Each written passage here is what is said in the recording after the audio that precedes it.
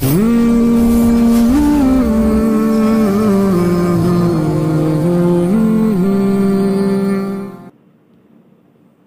الله الرحمن الرحيم.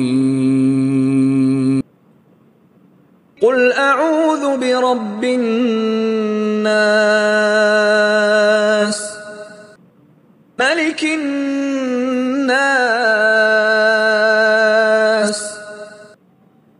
إله الناس،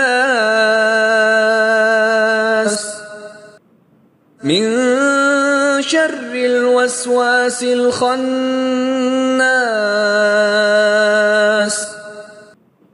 الذي يوسوس في صدور الناس من الجنة والناس.